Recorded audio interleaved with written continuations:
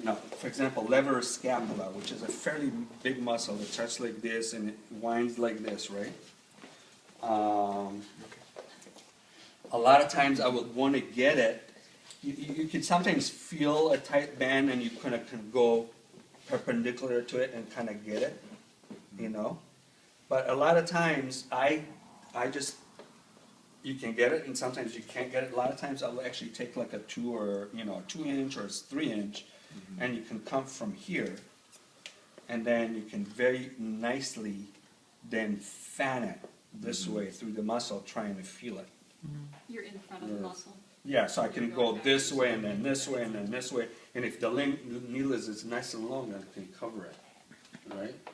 Like I do a lot of it in here, you know, you take a 3 or 4 or 5 or 6 inch, depending how fat they are, and you know, remember the fibrous tunnel you showed you when I said, a lot of times I'll start right in here and I'll just start going this way and then this way and then this way and then this way and just start getting it all the way, like with a 3 inch or depending somebody a lot fatter. So you're going to release the medius. And, you know, I get, well, I'm doing the maximum, the medius, deep enough you're getting into the piriformis. You can start kind of from here, and then you move to different places. You start from here, and right? Can you do that in the ligaments? Can you go like here into the span? Of course, you get it right inside the ligament. We're going to definitely try to learn how to do dry prolol needling, like prolotherapy with dry needling. When you do that, you need to try to get into the SI joint. So you cannot do this with a little needle like this. You can barely do it with a 30 gauge, right?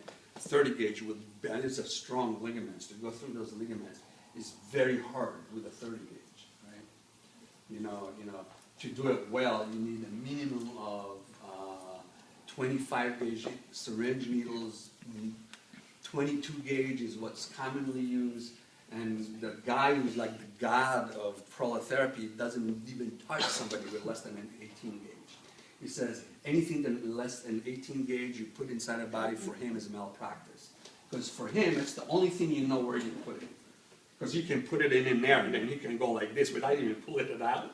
You can go like this and walk the syringe, right? You know, it's thick enough that you can kind of push all the tissues by just going like this without even pulling them out. So if he'll do a cervical spine, he puts an 18 gauge here, and then he just walks it all along the lamina, and then back, and injects, and then he goes on the next one, puts it in and walks it, and injects a little bit, like all along the lamina with an 18 gauge. I think it's crazy, but there's really no reason for it. You can do it very nicely with withdrawal and penetration with a 25 gauge. It's stiff enough to know where you're at. So, but just to give you the range of. So anyway, with all of the restrictions we're feeling with him and all the symptoms he has, at least with these little toy things, you can't really pick up much here. Now, I will use these kind of needles, this kind of gauge all the time. For example, anybody with his situation, we talked about treating the nerves, right? The superficial nerves. For anybody with this kind of situation, I really like to treat the suprascapular nerves, for example. And if he sits up, sit up.